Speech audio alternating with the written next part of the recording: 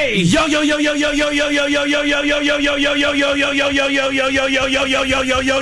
Jess is out today. What up, Lauren? Good morning, y'all. Charlamagne the guy. Peace to the planet. It's Tuesday. Good morning. I think we got to stop just saying Jess is out. Like, you know, Jess, she posted the video. She was in the hospital last week. Yeah. Okay. Yeah. I don't want people just to think Jess don't be coming to work. No, I didn't see her post a video, and it ain't my business to share, so I didn't see it.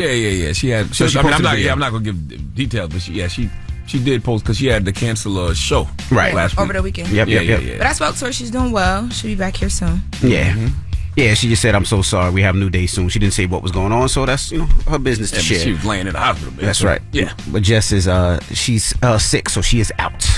But Lauren's holding it down. How was your 3-day weekend, Lauren? I know you went to Poconos, right? I had so much fun in the Poconos. As y'all see, I'm still getting my life together. I had so much fun. Yesterday, I slept all day. Did you ski? Did you snowboard? We snowboarded. We barely made the snowboard, though. We had a lot going on. Yeah, it was more so just for us to connect before the year got started because everybody's so busy now. Gotcha. You and your friends? Yeah, me and my friends. And those are my friends that don't live in New York. So everybody met in the Poconos, and it was a good time. Y'all look like an R&B group that, searching for a record deal. And almost was right there with a contract. That didn't make it. The label decided not to go do it. But y'all still look good, though. Well, everybody else was telling us we just gave, like, fly friend group. You know That's what cool. I mean? Like, That's black cool. girl luxury in the Poconos. That's all right. There's a lot of black people in the Poconos? Yeah, fly friend group, not hit R&B group. No. There's not too many black people in Poconos? No, it was like 4 of us. Four of us? It was me, 2 other people. I think we ran into, like, 1 other person. He was working the, like, when you pulled in, like, in the parking. We was like, where you from? Yeah, he was like, I'm from Allentown. We was like, hey, okay. Fellowship is very important, man. Building community is very important. Like those weekends that you had this weekend, I did the same thing. I had, a couple friends over the house, and one of those days where you don't mean to, but you drink a whole bottle of tequila. Oh, we drunk too. Oh my God. That's why we barely made the slopes. It was a good time. For that. But when you at home, you comfortable. You know what I mean? Or when you out with not out with your friends, but when you're in a comfortable home-like environment, like, you tend to do a little bit more. Next thing I know, that whole bottle of tequila was gone. We were at the slopes, but we were like, damn, we want to leave and go back to the house and just be in the house. Drink and chill. And talk. And talk. That's and right. like laugh. And we woke up on Sunday and like set our intentions for the week. That's right. We would have got snowed in, but I was scared that we were going to get stuck. So I was like, y'all, we got to leave. We got to get out of here. Fellowship is very good. Some food, some good friends, some drink, you know what I mean? If you like to do a little plant-based medicine, that too, that's the best. Yeah. Nothing like it. I ain't do nothing this weekend, none of that. I just relaxed. Got no friends? I just relaxed this weekend. I had a show in Boston, but other than that, I never get a chance to just sit my ass down because I'm usually working. Yeah. So I just got a chance to just hang with the kids. We played Monopoly. I just relaxed the whole weekend, which I needed. I watched football. I watched football all weekend. I got 1 too. pick right out of all my picks this weekend. I got 2 picks right. But that's my dumb ass, though. I went for all the upsets except for the Ravens Bills. I thought the Ravens Bills was going to win that game, but if the Ravens would have won, that would have been the upset. That would have been an upset, yeah. Because ain't the Bills the number 1 seed? Who did the Eagles Yes, Bills play? the number 1 I know seed on they that won. side. Yeah, Bills. Ravens with a favorite? Ravens with a favorite. Okay. I don't be knowing nothing. I picked the Commanders to win. That's the only one I got right. I saw Gilly with the Eagles. That's all I know. Yeah, I got the Chiefs right and the Eagles right. All right, but we'll talk about it in front page news. All right, don't go in there. We got a lot to discuss. Inauguration. Your president was sworn in. Did you see it? Did you watch it? We'll break it down. Some of it. Oh, and we got guests today, too. Master P will be joining us this morning. Master P will be joining us. Yeah, we're going to be kicking it with Master P. He has a new song called The City of New Orleans. Keep holding on. We'll talk to him. So don't go anywhere. It's The Breakfast Club. Good morning. Morning, everybody. It's DJ NV, Jess Hilarious, Charlamagne the Guy. We are The Breakfast Club. Jess is out. She's sick, and Lauren LaRosa is holding it down. Let's get in some front page news. Start off with some quick sports. Now, NFL, the Chiefs beat the Texans, the Commanders beat the Lions, the Bills beat the Ravens, and the Eagles beat the Rams. That's the only pick I got right was the Commanders. I picked the Commanders to beat the Lions. I thought the Ravens was going to beat the Bills. Yep. Now, the next game is Sunday at 3 and at 6 o'clock. Now, also in college football. I picked the Rams to beat the Eagles, but that was just hate. Was it? Because I'm a Dallas Cowboy fan. No. Yeah, well, in college football, Ohio State beat Notre Dame 34-23. Who's going to win the Super Bowl, though? The Commanders play the Eagles on Sunday at 3. Bills play the Chiefs on Sunday at 6:30. Who's going to the Super Bowl? I think it'll be Eagles and Chiefs. Nah, bro. I hate to say it.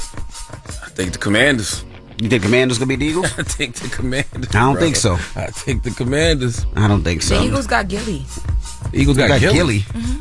The Commanders got Donnell. What are y'all talking about? Good morning, Morgan.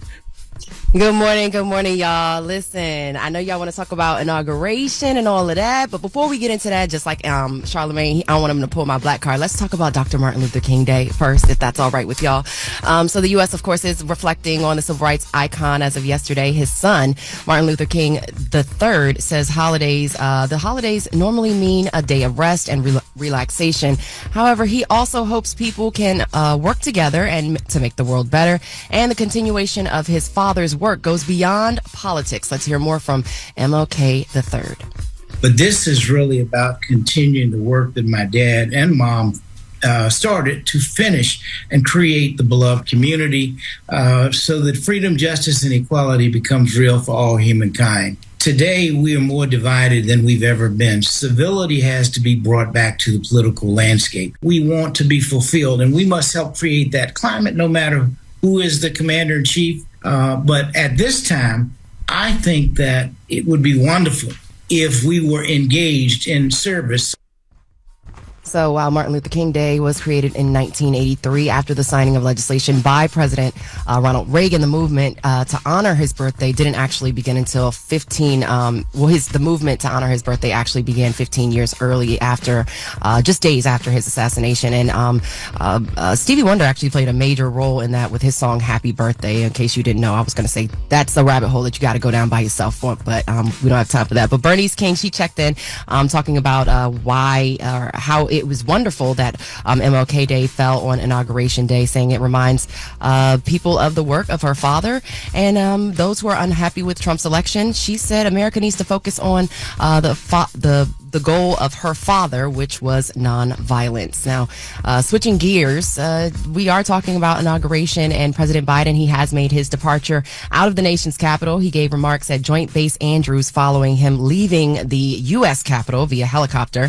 The former president reflected on his time in office and praised his staffers. Let's take a listen to Biden at Joint Base Andrews on his departure. We're leaving office. We're not leaving the fight. You're smart, you're skilled, you're passionate. The country needs you again. As you heard me say before, no president gets to choose the moment they enter history, but they get to choose the team they enter history with. What? And we chose the best damn team in the world. Hey, man, good riddance. Okay, I know y'all love your Uncle Joe, but if you ask me, he leaves behind a legacy of selfishness.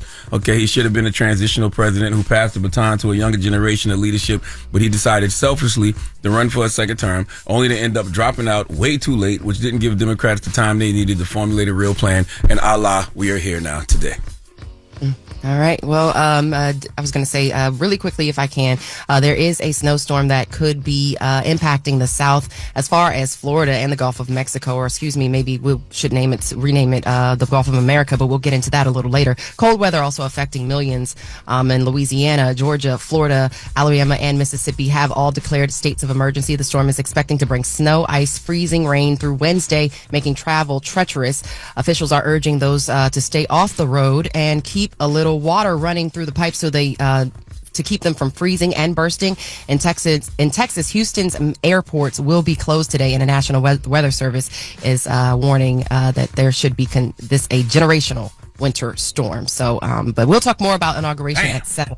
There's a lot going on. I'm telling you, it's just not enough time, y'all. 2025 is underway. Let's go. Biden also pardoned his whole family yesterday. Mm-hmm. He pardoned Dr. Fauci and the January 6th committee. He gave him preemptive pardons because he said, he thought that Trump was going to, prosecute them. Have revenge. Yeah, he doesn't what about Fannie Mae? What about Marilyn Mosby? What about Mosby? Marilyn Mosby didn't get a pardon. But what about Fannie Willis? What about Alvin Bragg? What about Tish James? All those people that put their neck on the line. Prosecuting Trump. January 6ers are coming out too. The January 6ers are also coming out. But he put his family. He made sure his family was straight. I'm just talking about the folks that Biden pardoned at the moment. I just it's crazy. Yeah. It is definitely crazy. All right. Well, get it off your chest. 800-585-1051. If you need to vent, phone lines are wide open. Again, 800-585-1051. Call us up right now. It's The Breakfast Club. Good morning. The Breakfast Club.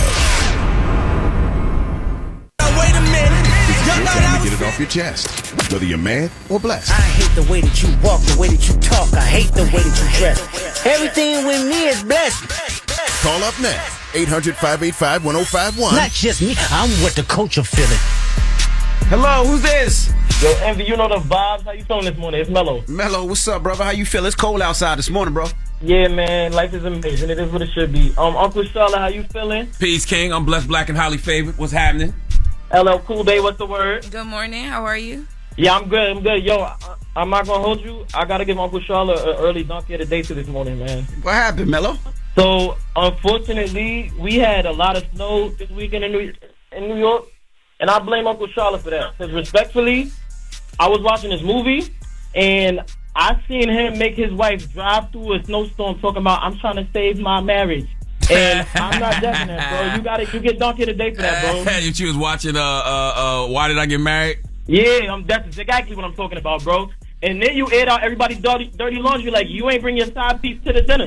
Now let's be for real. I do resemble every bald head sexy man from a 90s rom-com. You do not. Yes, I do. You do not. Name a bald head sexy man from any 90s rom-com, and that could be me. More chestnut. There you go. That's my girlfriend. And tell her she got great taste. What's her cash app? I'm gonna send her. No. Not you about to tell cash you look app like his more girl. chestnut. Say that. I just say he look like more chestnut. No, he look like more Yo, chestnut. Mello, stop hating. Give me her cash app right now, so I can send her $50 with a heart. I love you, Uncle Charlamagne. I love you more, boo. Crazy. Yo, That's Mello. a fancy I'm word. calling here again. Mello. Give me her cash app right now. Give me that beautiful queen's cash app. Mello, you better not. You just started an argument in that man's car. Listen, it's not my fault I'm 90s rom-com fine. Oh, my goodness. Hello, who's this? Yeah, good morning, man. It's DJ Bipolar, man, representing. You already know, Lancaster, York, all that, Harrisburg, Reading, stand up, Brooklyn, what up? That was a lot. Damn, that was a lot of places, but I get it off your chest, brother. Hey, yo, good. All right, so 3 things real quick. I want everybody to be safe, man. It's really, really cold outside, and black ice, you cannot see it. I done seen it flip over big rigs, 53-foot trucks laying on the side. Y'all have to be careful driving when it's cold. Please drive slow. Let me tell you something. Safety first, man. That black ice bust my ass so bad yesterday, I started to freaking ask Trump to do an executive order to goddamn deport black ice. Okay? Where you was at? You was walking in the house? I was walking in my driveway, going to check the gate, and it was one of them things. It's so dangerous. Oh my God. Man, please, just be safe, be careful. Being lies, right? Your man Elon Musk talking yesterday, he gonna throw up the Hitler sign, right? Come on, man. You should know better. You should know better, man. In this day and age, put that out, Elon, man. If you look at it on one site, it looks like the Hitler sign, but when you watch the whole thing, he's just saying how he appreciates everybody voting in Trump, and he's going from his heart to the air with his hand. Just be more conscious of what we're doing, man. You're the richest dude out here, man. You better be more conscious of what you're doing out here, man. A lot of people following you, a lot of people believing in you. You know what I mean? We trying to really, you know what I mean, be better this year. So, you know what I mean? Yeah, I'm still trying to figure that out because people were saying it was a Roman salute, and I saw when Elon Musk tweeted that, frankly, they need better dirty tricks. That everyone is Hitler attack is so tired. So I don't know what that was, to be honest with you. I don't know either. Wait for my butt. All right, but get it off your chest. 800-585-1051. If you need to vent, hit us up now. It's The Breakfast Club. Good morning. The Breakfast Club. It's your time to get it off your chest, whether you're mad or blessed. So you better have the same energy. We want to hear from you on The Breakfast Club. Hello, who's this? This is Deshelle from DeKalb, Illinois. Hey, Deshelle. Good morning. Get it off your chest. So I want to get off my chest. Trump then put out this tweet telling all these baby daddies that if y'all want child support, y'all could claim y'all kids on y'all taxes. I done got 2 text messages. Y'all ain't getting in out of Social Security numbers. Stop calling my phone. Don't text me about nothing. You owe me $7K. Who said send out that tweet? They said Trump put out a tweet Trump saying ain't tweeting nothing like that. All the fathers, y'all ain't got to worry about taxes this year. Y'all could claim y'all kids on y'all taxes if y'all paying child support. Yo, I'm gonna tell y'all something. It's over. Like when I say it's over. It's over. The fact that we even believe this, I know that wasn't a real. But there was a rumor that Trump put that yesterday. He signed an order that if you pay child support, you can claim your child on taxes. That was a alleged order that went out. Okay, I'm looking at it now. Trump didn't say female child support recipients can no longer claim children on taxes. The first thing that comes up on Google. Yes, U.S. President Donald Trump posted on. This is the claim. U.S. President Donald Trump posted on Truth Social that a woman who receives child support from a man can no longer claim the child on her taxes. False. We found no evidence of such a post on Truth Social RX. Trump has said he would expand the child tax credit during his second term in office. We're doomed, bro. Deshelle, you got to do your homework. You just can't believe what your homie told you. We're doomed. No, I don't believe none of that. What I'm saying is these baby daddies just believe in it. Texting our phones talking about what's the kid's social security number. You're not getting nothing, boo. You owe me $7K. So you saying regardless of what Trump signed or not, you ain't giving him nothing. Trump didn't sign anything. If you owe me $7,000 in back child support and you ain't seen your kid in 2 years, how dare you? Yeah, he going to jail. Whoever that guy is, your baby daddy going to jail. I'm telling you that right now. We got court in March. She on it. Oh, you got court in March? Lock him up. Lock. All right, Deshelle. I don't even want the money. Go ahead. He needs to sit down for a minute. Damn. She said, I don't even want the money. I just want his ass to sit his ass down. All right. Well, God damn. Thank you, Deshelle. Thanks, y'all. Have a good morning. Jesus Christ. Get it off your chest. 800-585-1051. Now we have Jess with the Mess coming up. What we talking about, Lauren? We do. We're going to get into the celebrity side of the inauguration because there was a lot of people that attended. There was a lot of people that performed for the pre-inauguration events, and people were pissed off. All right. We'll get into all that when we come back. Keep it locked. This is The Breakfast Club. Good morning. The Breakfast Club. Yep, it's the world's most dangerous morning show, The Breakfast Club. Charlamagne the God, DJ Envy, Jess Hilarious. She's not here today, but Lauren LaRosa, LL Cool Bay is, and it's time for Jess with the Mess. News is real. Whether it's Jess Hilarious, Jessica Robin Moore, just don't do no lies. Don't do no lies. She don't spare nobody. Worldwide Jess, worldwide Mess. On The Breakfast Club. She's a coach of shit. With Lauren LaRosa. I'm back. And I got the mess. Talk to me. Alrighty, also, as we talked about at the top of the show, the inauguration went down yesterday. Trump was inaugurated as the 47th president of the United States of America. And there was a lot of celebrities in attendance. Logan Paul, Jake Paul, Mike Tyson, Conor McGregor, Nelly, Elon Musk, Mark Zuckerberg, Dana White, Caitlyn Jenner. Now, there were a ton of celebrities there, but in particular, there were a few celebrities who got a lot of dragging for performing and being anywhere close to anything that had to do with President Trump. Snoop Dogg, Rick Ross, Soulja Boy, and Nelly. Now, more particular, in my opinion, Snoop Dogg and Nelly got it the worst. Snoop Dogg performed at it was like a pre-ball. It was the Crypto Ball. Yeah, the Crypto Ball event in DC. That was over the weekend. I believe that was like Friday. And then Nelly performed on actual inauguration day at the Liberty Ball. Yesterday, yep. Yep. So now Snoop Dogg, he got the backlash because people are like, wait, this isn't the same Snoop from 2016 who had so much to say about the artist performing for Trump. Let's take a listen to that. So ain't nobody gonna perform for Donald Trump, huh? Which one of you jigaboo ass gonna be the first one to do it? I'm waiting. I'm gonna roast the out one of you Uncle Tom ass for doing it. Which one of you gonna do it first? Osby's the one that performs for himself. Now, people were also upset at Snoop because when he performed, instead of blocking out the N-word, he actually used the N-word. And, of course, the crowd was extremely mayonnaise. So let's take a listen to that performance.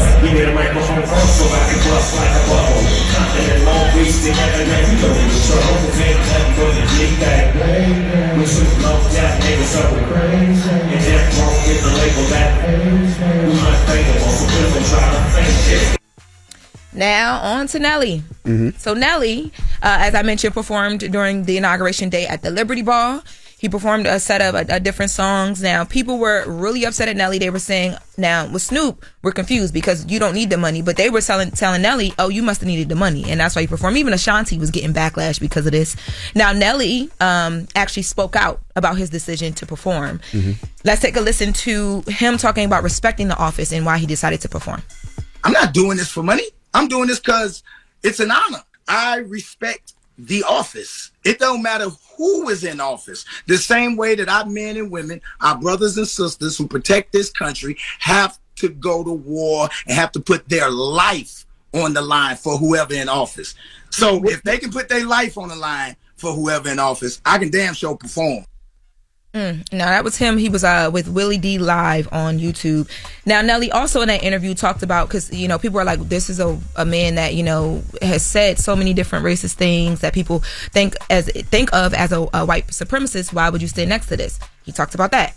What do you say to the people that say, we're not giving you this backlash because of your political affiliation. We're giving you this backlash because you are propping up a white supremacist. I would ask them to show me where he's a white supremacist. He did say, if you don't vote for me, you're not black, right? Oh, no, that wasn't him. Hold on. I'm trying to think. Hold on. He did create the crime bill in the 90s, which said that if you get caught with 5 grams of crack, you do a mandatory 5 years. That had mass incarceration.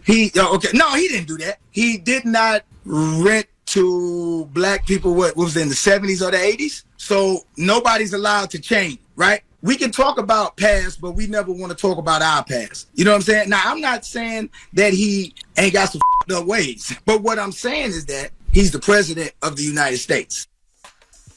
Now, he spoke out in addition to this too at the the inauguration night, and he basically said, I got backlash my whole career, when I performed with different people, and especially when he was in the country music world, and now Beyonce's doing Cowboy Carter, so basically the backlash ain't about nothing. But people are pissed off, and I mean they're really upset about it. Ashanti had a fan page that said we no longer can do this fan page. We don't want anything to do with them. They're saying that they lost respect for not just Nelly but Ashanti, Snoop Dogg.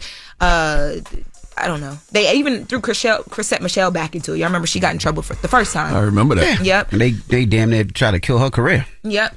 For performing. Now everybody was so happy that Ashanti spent the block and the family unit is good. Now people are like, why would she spend the block? He a loser, she a loser. All this stuff. The hypocrisy that people display in regards to who they like and don't like is mind-blowing to me. Like, there is no way you are more mad at rappers for performing at these inauguration events than you are at the elected officials who told us Trump was a fascist, a threat to democracy, a danger to our country and the Constitution. They likened him to Hitler, but then folks like Biden just welcomed him back in the White House. Obama was sharing a good laugh with him at the funeral of President Carter. We know why the rappers did what they did. We know why they doing it. They got paid. What's the politician's excuse for normalizing Trump? Oh, when I said that on Twitter over the weekend, I'm still getting dragged. They said because Obama has to do that as a politician. He doesn't have to do it. Trump didn't do it 4 years ago. Exactly. Trump said the election was stolen in 2020, and then he acted like it. He didn't do no peaceful transfer of power. He didn't show up to the inauguration, because why would you ever show up to an inauguration after you just accused a bunch of people of stealing an election? Democrats could learn a thing or two from that. And if you ask me, all that smoke you have for the rappers, you should have for Obama. You should have for Biden and all the other elected officials who got us all riled up and scared, only to turn around and have tea with a man they likened to Hitler. Like, literally just was having tea with him yesterday. I would respect it more if folks was consistent and they gave Obama and Biden smoke, but I didn't see none of that. But y'all mad at Nelly and Snoop? Yeah, I ain't seen Nelly and Snoop don't hold more weight than Biden and Obama. Like, that's honestly, those performances are inconsequential. But what are people going to remember 2 years from now in midterms, or 4 years from now when it's another presidential election? They're going to remember when, you told us these were you liking this guy to Hitler and this guy was a threat to democracy, but then we saw you showing all your teeth with him at a funeral. And not only that, when he sat there and pretty much peed on your whole last 4 years in front of your face, and you did absolutely positively nothing. They smiled. booed Obama when he walked out, y'all. Yo, President Biden did preemptive pardons yesterday for his whole family, for Dr. Fauci, for the January 6th committee, because he feels like Donald Trump is a threat to them and a danger to them. But then he turned right around and had tea with him before the inauguration. Well, you did all of that. You're still saying this man is a threat and a danger, but you're still having tea with him in the White House. Moral of the story is, when they go low, y'all should stay home, like Michelle Obama did. Thank God for Michelle Obama. Drop on the clues bombs for Michelle Obama, who seems to be the only person you can trust on that side, because she's the only one keeping the same energy. If you don't like someone, don't pretend to. And if you think someone is a threat to democracy, act like it. Well, Biden pardoned his people, but he didn't pardon the black people that needed it. Fannie, he didn't pardon. He didn't pardon Maryland. He didn't pardon a bunch of them. Oh yeah, that he could have pardoned. Oh, Fannie Willis and Alvin Bragg and could have pardoned all of them. James, everybody gets a pardon. He ain't pardon the black people. He pardoned his people that look like him. I'm gonna hold you down, but the other people that needed it, now you on your own. Well, welcome to a new regime, y'all. And I hate so much when people say, "Oh, Trump don't do, Snoop don't do nothing for the community," and Nelly. I'm sitting there like, man, if you knew what Snoop did for his own community, from the Pop Warner, for all the ish that he has done for people. I just think the smoke for Nelly and Snoop is inconsequential compared to President Obama and Biden, who played in our faces. That's just my personal opinion. But y'all Negroes carry on. Do what you do. All right. I'm going back to TikTok. Tic-tac. Whatever. All right. When we come back, we got front page news, and then Davinchi will be joining us this morning. So don't go anywhere. It's the Breakfast Club. Good morning. Wake up. Wake up. You're locked into the Breakfast Club. Morning, everybody. It's DJ NV, Jess Hilarious, Charlamagne the Guy. We are the Breakfast Club. Lorna Rosa filling in for Jess. And let's get in some front page news. Now, some quick sports. Chiefs beat the Texans. Commanders beat the Lions. The Bills beat the Ravens. And the Eagles beat the Rams. All right? Next week, well, this Sunday, I should say, the Eagles take on the Commanders at 3. The Bills take on the Chiefs at 6:30. And College Football National Championship, Ohio State beat Notre Dame 34-23. Good morning, Morgan. Good morning, DJ MV, Charlamagne the God, and Lauren LaRosa. How y'all feeling? Good. How are Blessed, you? black, and highly favored. Good. Love to hear it. All right, let's talk about this inauguration. I'm going to just go ahead and get a disclaimer out there, y'all. It's just not enough time to get through all of it, but I'm going to do my best. Okay, so President Trump has officially been sworn in as the 47th president of these United States of America, saying the tide of change is sweeping the country. During his inaugural address, Trump said the golden age of America begins right now, and he will declare a national emergency at this nation's southern border. Now, Trump criticized the country's response to disasters and claimed that the fires have been burning for weeks in Los Angeles without even a token of defense, saying some of the wildfire victims were even in attendance of his inauguration despite not having a home to go home to. He also indicated that he will be changing the name of landmarks. The Gulf of Mexico, he wants to be known as the Gulf of America, and Mount Denali in Alaska, which was named for the native people, I believe, in that land. He wants to be renamed to Mount McKinley after the 25th President William McKinley. Trump also thanked Black and Hispanic voters for their support and mentioned Dr. Martin Luther King Jr. Day when he spoke during his inauguration address. And he also spoke about eliminating DEI efforts and said the government will only recognize 2 biological sexes. Let's hear those comments from Trump's inaugural speech. From this day forward, our country will flourish and be respected again all over the world. We will be the envy of every nation, and we will not allow ourselves to be taken advantage of any longer. Today is Martin Luther King Day, and his honor, this will be a great honor, but in his honor we will strive together to make his dream a reality. We will forge a society that is colorblind and merit-based.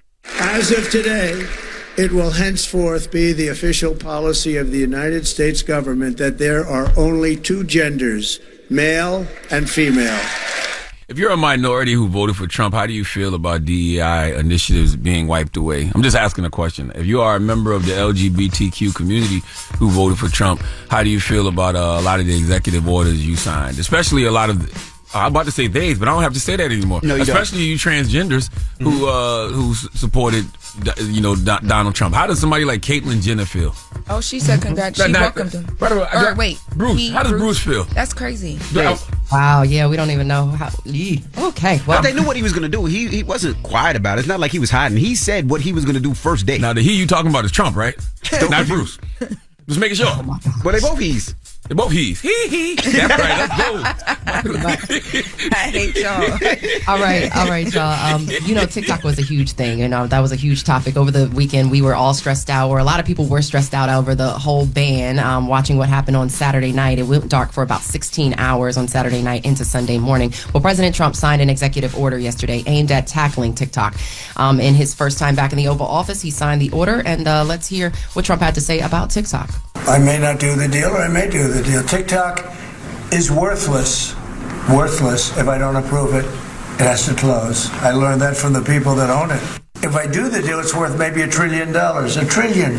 So if I do the deal I'm talking about doing it for the United States. If I do the deal for the United States, then I think we should get half. So basically, when users reopened the app, a message popped up thanking them for their patience and praising Trump for getting the app back online. But I just need you guys to understand that this is only for about 90 days. So we will see what happens as a result of this TikTok ban. It's still in effect, but as of right now, if you have the app, I believe you can use it while we're just sitting in limbo to see what happens. Go ahead and sell it to Frank McCourt and Project Liberty. Donald Trump is proposing that it's a 50-50 joint venture, that America owns half of it, China owns half of it. I mean, go ahead and get the deal done, man, and give them whatever kickback they need to make it happen. I'm disappointed by the way we was hurt though. We was hurt Saturday night over TikTok. Not me, because I ain't got no damn TikTok. I was in the Poconos when it went dark, but I wasn't worried. I'm like, Trump gonna bring it back. Yeah, we knew it was coming back. Trump know what he doing. Absolutely. Like he knew. I knew it was coming back. Speaking of knowing what he's doing, he did sign an executive order pardoning roughly 1,500 people convicted in the January 6th riots. Let's hear more from Trump on that executive order for the J6 rioters, or what he refers to them as hostages. So this is January 6th. These are the hostages. Approximately 1,500 for a pardon. Yes. Full pardon. Full pardon or commutations? Full pardon. We hope they get him. We hope they come out tonight, frankly. He said he was going to do that. And that's why his base loves him, because he keeps promises. And I'll tell you something else. The reason that one right there is so interesting is because think about the message that sends. If I do something on behalf of my president, I more than likely will get out because my president going to have my back. Right. You know what I'm saying? Like, that's the message it sends. Yeah, well, if we could line up immigration, Trump's executive order on immigration. Switching gears, he signed a lot of executive orders yesterday, to be honest. One of them in which is on immigration. He talked about it designating drug cartels as foreign terrorist organizations and also ending the birthright citizenship, which basically means that if you are a migrant who came to this country and you had a child, well, that child is no longer going to be considered a U.S. citizen just because they were born in this country. So let's hear more about Trump's executive order on immigration. People have wanted to do this for years. So they are now designated as terrorist organizations, foreign, and Mexico probably doesn't want that. They're killing our people. They're killing 250, 300,000 American people a year. It's ridiculous. We're the only country in the world that does this with birthright, as you know. And it's just absolutely ridiculous. But, we'll see. We have very good grounds. So, of course, as mentioned before, he has declared a national emergency at the U.S. southern border, which will bring additional Pentagon resources to the southern border. And he does maintain that he is fine with legal immigration. The birthright thing is in the Constitution, so he can't do an executive order against that, correct? I'm not sure how that really works because everything is so unprecedented, and not to mention you have the Supreme Court backing you. So he said he's got good grounds. So let's see what legal grounds he actually has. I mean, Jesus. Yeah. Y'all keep talking about the law in regards to Donald Trump. Donald Trump does what the hell he wants, when he wants, how he wants. What is that? And it can be amended. That's the thing. Exactly. Especially when you have people, it could be amended. He could put them in So, and being that he's actually in office, all of this falls under his official capacity that the Supreme Court passed recently. So, I mean, there's no telling what he's going to be able to do. But yeah, I'm going to keep you posted. And that's your front page news. I'm Morgan Wood. Thank you, Morgan. All right, y'all. I'll talk to y'all tomorrow. All right. Now, when we come back, you know this man from BMF. He's also the star of Lifetime's original movie, Mary J. Blige's Family Affair, which premieres this week. Davinchi will be joining us, and we're going to kick it with Davinchi when we come back, so don't go anywhere. It's The Breakfast Club. Good morning. The Breakfast Club.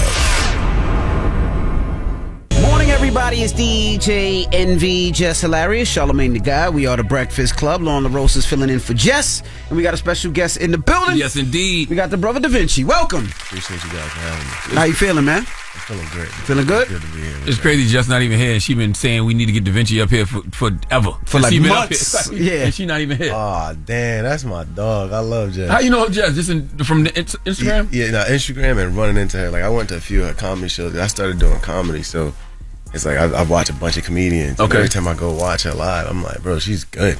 Yeah. She's actually great. She understands the art of it. Absolutely. Yeah. How do you just start doing comedy? Like, what made you? Because Who told you that's funny? not easy. Who told you you're funny?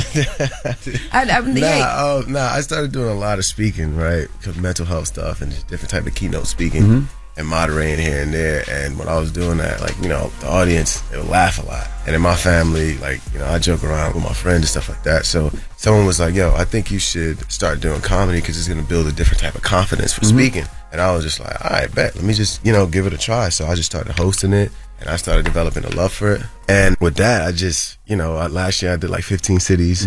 This year I started off with 1. I'm probably gonna do like 12 more, and I mean, it's fun. I feel like I'm already an anomaly by the grace of God. You know, I made it out in my situation. It's like, why not just try like whatever at this point, you know? Well, let's go back. For most people that don't know who Davinchi is, or they probably seen you but don't know the name, how did you get into the acting business? I'm sure people know you from Power or from BMF. That's crazy. How did you get into Power? I meant BMF. It's the same. No, it's not. It's totally different. We having beefs. I know. It's the same. Different family. set, same block. It's the same No, block. different set, same block though.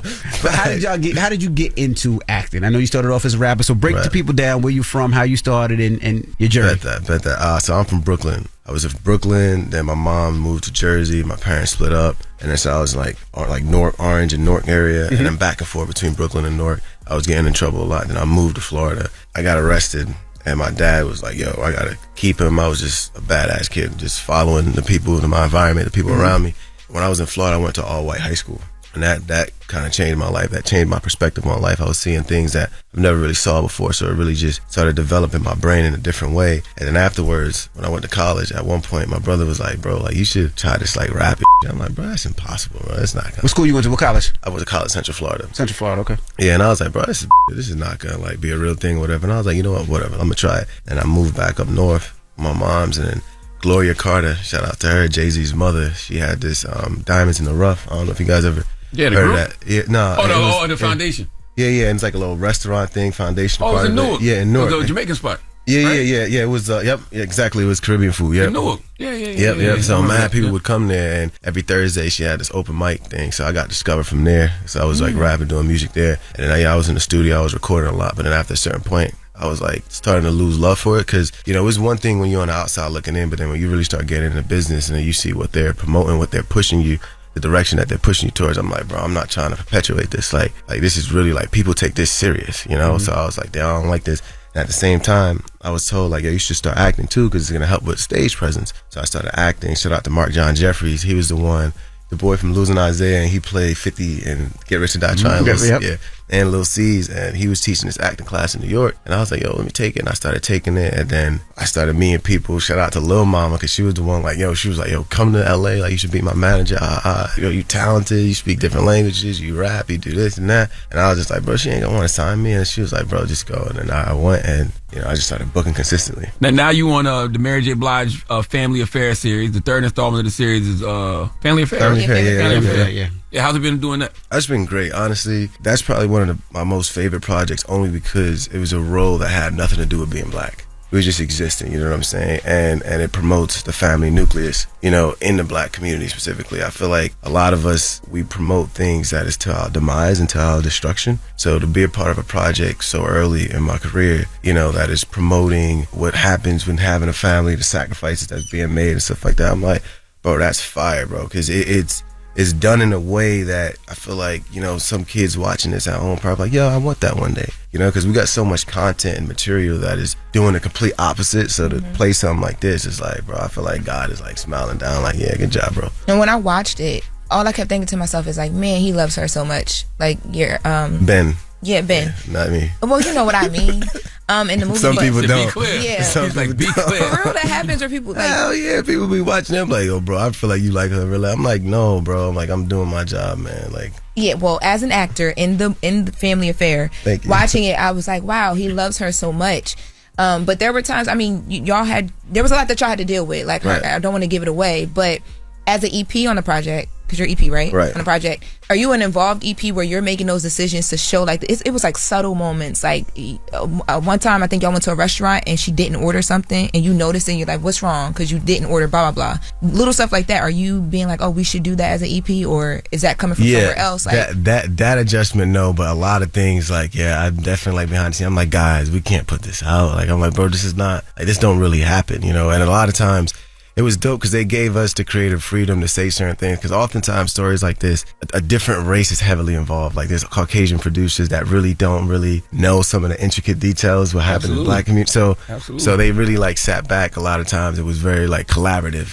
Shout out to the producers, John, Jordan Davis, Jeremy, and everyone, Bruce, and everyone, Mary, of course, like all of them. And so it was fire because I was really able to be like, nah, guys, like, nah, this is gonna send the wrong message. And like they listened. I was like, yo, this is crazy. Like what? Like people don't even know. Like I really influenced that. Before you was in the business, did you pay attention to the images of black people on television? Because I've heard you mention that a few times. Absolutely. Okay. And I thought it was very disrespectful.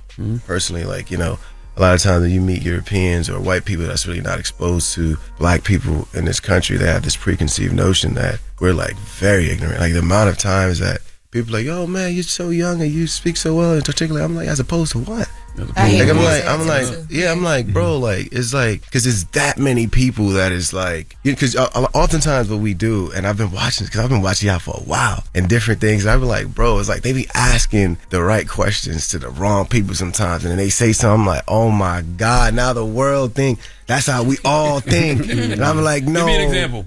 Hell nah. Hell nah, that was a good one. That was a good one, but it's just like, I'm like, bro, you having people answer certain questions about politics and they don't know about it, or certain things about, I'm just like, important things. I'm like, bro, and I'm not trying to sit here and say I know everything. It's okay to say I don't know. Right. I'd be like, bro, I don't have enough information on this, so I'm not about to just give the wrong information. But, you know, and when that happens a lot, or the content, and like, I mean, we're looked at as violent as like, people are scared of us, boy. Like, our stereotypes is just, it's crazy, and we're perpetuating the hell out of it. Well, congratulations, too. Appreciate you. You and Glorilla, heard you got her pregnant and, you know, did the nice, cute photo shoot and all that. That was pretty dope. Yeah, Glow is funny as hell. Yo, she is so famous. You ain't deny that one. You denied when Lauren brought up whoever she brought up. You ain't denied Glow. You ain't say that. I was just acting. You say her name, Ajana? Adriana. No, Adriana, that's my dog. Yeah. That's my dog. But the Glow thing, I mean, it was for the video, right? Yeah, of course it was for the video. Glow is so famous, bro. It's crazy. People was coming up to me in the street saying, oh, that's Glow's baby daddy. I'm like, first of all, Jesus. Like, I've been in this longer than Glow's been around. And then second of all, like, the other people was coming up to me and saying, oh my God, you done trapped my girl. You didn't want to leave with this not real? Yeah, and it was like, and they was thinking I trapped Glow. I'm like, yo, I make like a good like salary. Like, I've been making good money. Like, before Glow even came into this, I'm like, hey, you're saying I trapped her? That's crazy. Her following is like legit, bro. Are you gonna put a ring on her, or are you just gonna keep it as baby daddy? What you gonna do? Have you ever had more kids? Nah, that's my I don't think Glow want kids. Glow's focused on career right now. That's priority. All right, we got more with Davinchi when we come back. Don't move. It's the Breakfast Club. Good morning. Morning, everybody. It's DJ NV, Jess Hilarious, Charlamagne the Guy. We are the Breakfast Club. Lauren LaRosa filling in for Jess, and we're still kicking it with Davinchi. He's a star of Lifetime's original movie, Mary J. Blige's Family Affair. Of course, you know him in BMF. Charlamagne? Who introduced you to just, you know, therapy and mental health? Like who told you, like, you know, you need to go out there and do some work on yourself? Or did you have people around you that was doing it and you decided to do it? Like, I got some friends that, you know, are strong believers in the Bible, like whether it's they're conservative Christian, they're Pentecostal, Jehovah's Witness, things like that. And in the conversations that we have, oftentimes when I'm talking to them, it's like they hold up a reflection in my face. And it's really good because a lot of times with certain spiritual things, it's like you can only see yourself spiritually, just like you can only see yourself physically through a mirror, or if somebody is telling you there's something on your forehead. If I'm telling you there's something on your forehead and there's no mirrors ever around, you got to trust what I say.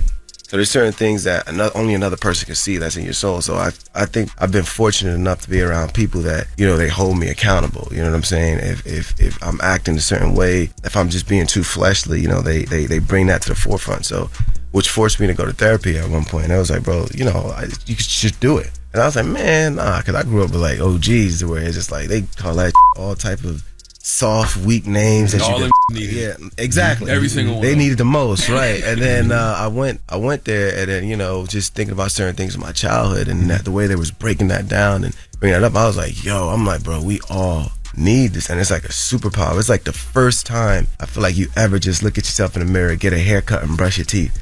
Like, that's what it do spiritually to you. Like, but a lot of people are walking around like, bro, they're so unaware of what's going on, and the ironic thing is, like, they think they know so much. It's like the people that's just so far from themselves and from reality, they got the biggest opinions and know so much. But, you know, I feel like when you go there, it kind of humbles you and it allows you to see yourself from like a third party perspective, and it's healing, man. We need that. In you doing that, does it trigger anything for you because you had to go through therapy yourself? I'm assuming you dealt with some stuff that was heavy, kind of like what your character Ben dealt with. Like, did any of that trigger you? Definitely. My life at home is like, it's a tough one. You know, my brothers go through it and they're going through it. My family have they're going through it currently, you know, so it's definitely a lot of pressure. You know, that movie in a way was kind of mirroring like some real stuff in life. Yeah, I just try to keep good people around to just help carry me and lift me up. But yeah, it's a lot going on back home. And usually when you're the one that like, you know, you make it out, so to speak, it's like it is a blessing and a curse, you know, because then you start speaking a language that nobody around you understand anymore.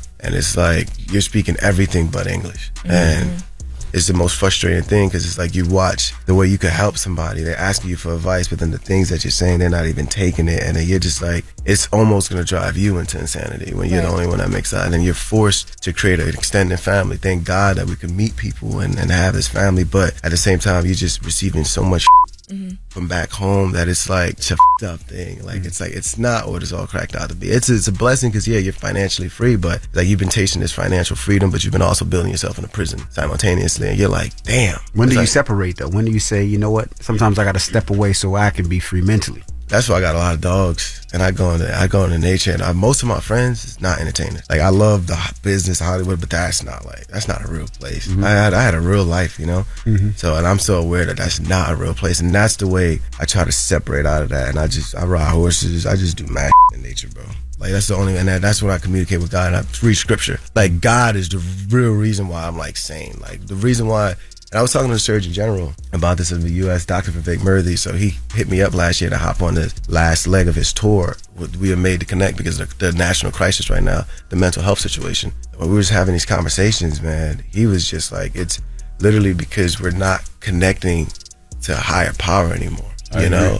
And it's like we literally have, I believe it's like a worship chromosome in like every human being to praise a deity to do this. But what we're doing, we're taking on these burdens in a narcissistic way, and like we're carrying a weight that we were never meant to carry. Like we're trying to fight this battle that's way bigger than us. And when you just put all your worries, you cast all that onto the Lord, like it's like, it seems like a lot, but you're like, nah, I'm good. Like I know I'm just fighting a good fight, bro. Like this is really his battle. I'm just a soldier. So it alleviates that. And that's how I'm able to just go about my day. Like by the grace of God, I'm not on any type of, you know, certain stabilizers mentally or whatever, because God is that for me.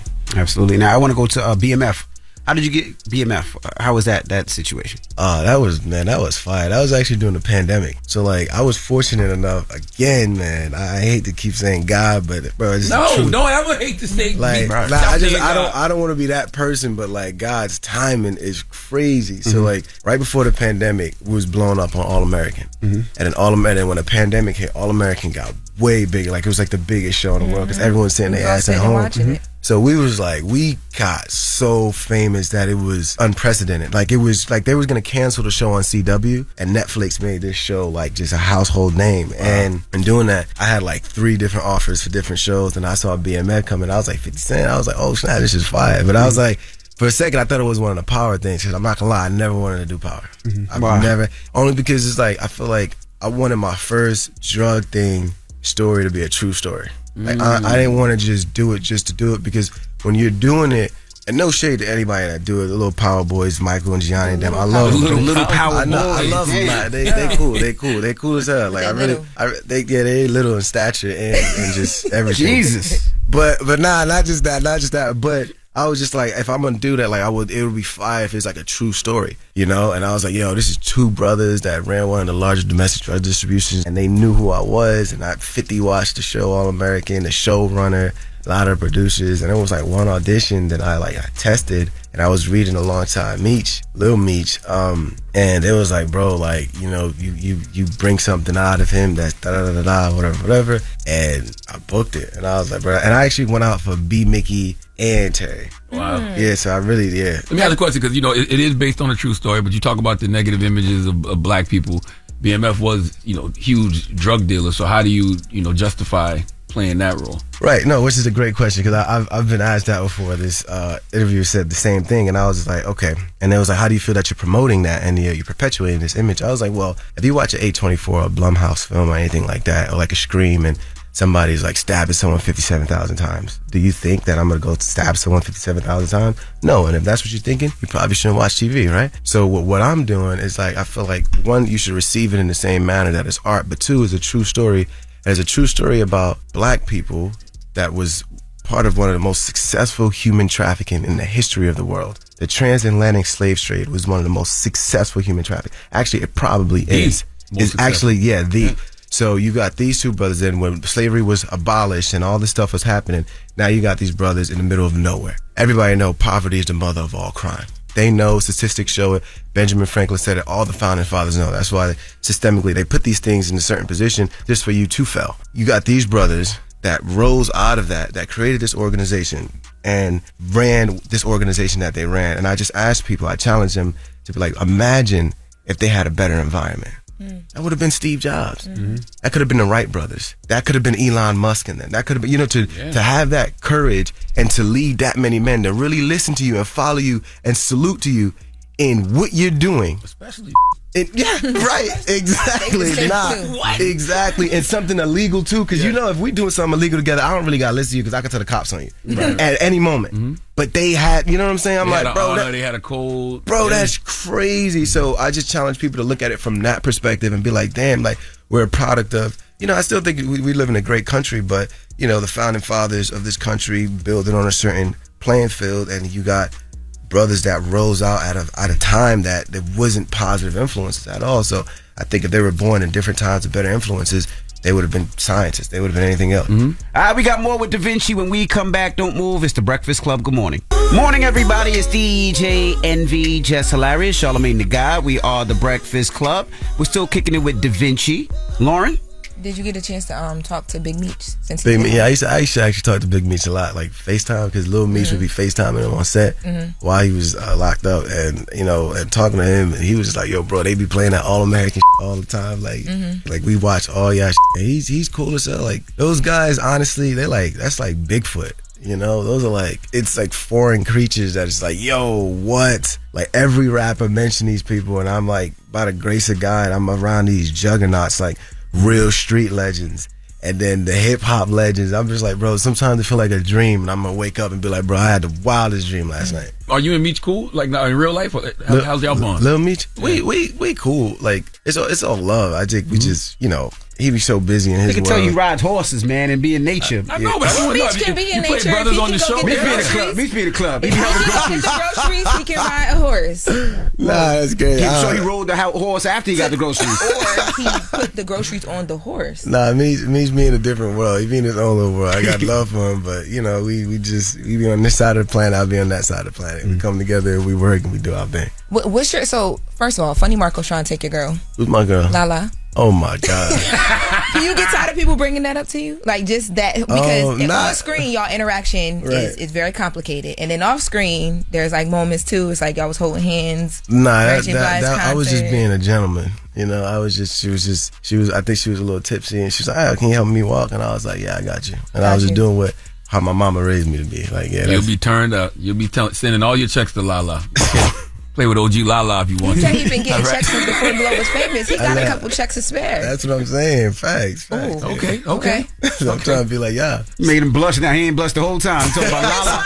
Man turned red. Yeah, exactly. That's crazy how they do it. Yeah, but no, you're right. It's a little bit harder now, though. The smile's a little bit bigger. Nah, that's I'm messing with you. But yeah, I mean, I guess so. Nothing, because y'all always say it's nothing there. But even when y'all was on Jason Lee's sit down show, it was a minute ago. Oh yeah. Yeah, even there, I was like, they kind of cute though. Like there's like a little synergy. That's my dog. Like I think La is one of the most genuine, humans in this business. Like, and she got a spirit that is like you almost feel like you knew her forever. So like when you're around her, she brings like out like this kid in you. You know what I'm saying? So that's probably why when you mentioned her name, I was smiling.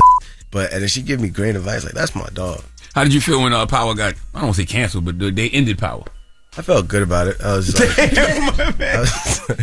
I was like, damn, that sucks. They out of a job. Like I know that feeling, but I know they're about to have another spinoff. Like it's gotta be 50, right. Yeah, 50 is like it's like the Avengers, bro. Like you know what I'm saying? Like just like Chris Evans and the rest just re-signed to Marvel. There's obviously about to be another Avenger. So there's about to be something else. It'd be like Power Book 3. Exactly. I know they already did 3. They already did 4 too. They did 4 too. Yeah, it's probably gonna like a new force. Yeah. The last episode of y'all last season, y'all were like in the middle of the desert. It was like Mexico or something. Oh yeah. Right. So how do you feel? And I don't even know if you see this, but like for that last season, a lot of what I was seeing online was people being like, "All right, now the storyline is getting unbelievable."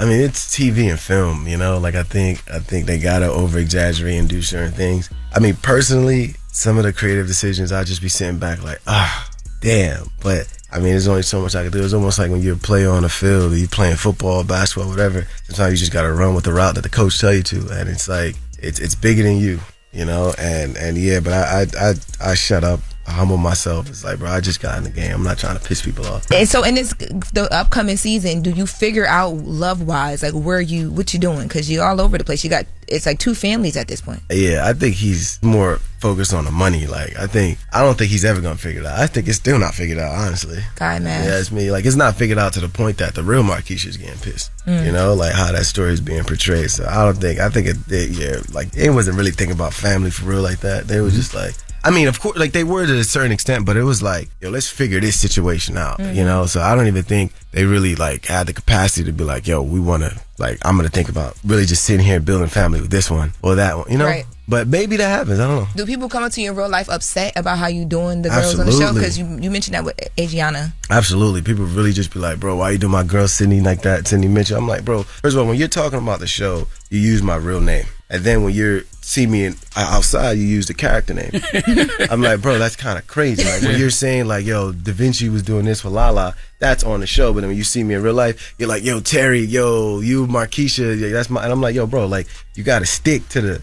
You know what I'm saying? Because it sounds crazy, but yeah, people all the time, man, like mad gangsters be coming up to me. They be mad like, about how you be with Lala? Yeah, absolutely. And then the gangsters be coming up to me like, yo, bro, like, first of all, they be like, yo, what is it like to Lala? I'm like, bro, that's not real. And they're like, bro, there ain't no way, bro. I'm like, bro, they be, bro, tell me. I'm like, bro, that's not real. And then they start going into their meats and tea stories. I'm like, bro, like, if you tell me this now I'm an accomplice, kind of, you know? And I'm like, I'll tell on your ass. And they just shut up and they just keep it pushing. But like the amount of gangster stories that I have to run away from, bro, I'm like, bro, please, like. What's your dream role? Probably to play Toussaint Louverture or Dessalines.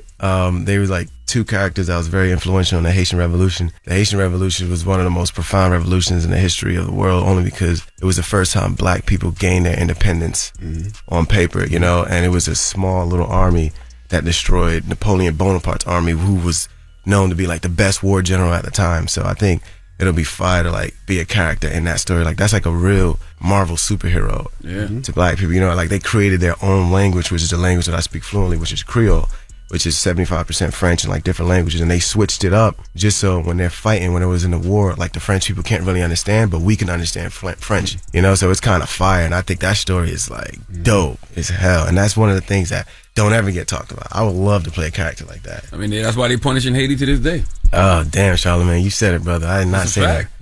Yeah, nah, for real. And you Dominican, right? Yep. Yes, he is. Yeah, what up, man? You my neighbor. I am not Dominican. He is. I am not Dominican. He just said that he lying. I'm not. I'm fully black. 100,000%. Oh, what? Oh, I thought you was joking. You really thought that? See, you can't be mad that people think you doing Lala wrong. You date Lala and you think he's Dominican. He is Dominican. Crazy. No, I'm not Dominican. I have no Spanish in me. My parents are black, like black. Why you lying? Show him a picture of your parents. I don't speak no Spanish. Nothing. Nothing. I don't know why he don't claim it, but it's crazy. I am so black. Why'd you get nominated for a Dominican DJ Award? I am black. Why'd you get nominated for a Dominican DJ Award? Because you say it every morning on the Breakfast Club and people really think that. No. Oh, he really got nominated for that? Yes. Where your daddy from? My daddy's black. Where's he from? He's black. Where's he from? He's black. See what I'm saying? Oh, yo, that's crazy. Where your dad from? Dominica. Oh, it's a Caribbean island. Dominica is a Caribbean island. Dominican is a Spanish island. You're Dominican, man. Cut it out. My dad is half black, and his father's from the island of Dominica. It's a Caribbean island, FBA, bro. and my mother is 100% black. I don't really know why. Why you lying like that? That's actually. Yo, that's claim his heritage. That's actually hilarious. Nah, it's okay, DJ Envy. Like, it's okay, man. Okay, rep your set. Yeah, rep your set. Good to meet you, brother. Yeah, likewise, brother. It's a pleasure to be here with you. Absolutely. Make sure you check out Family Affair premiering January 25th at 8 p.m. Eastern on Lifetime while Envy looks up his birth certificate. No. You look at my picture so you can see my parents. And he can't find no picture where he don't look Dominican. White jeans, curly hair, Giants jerseys. Knock it off.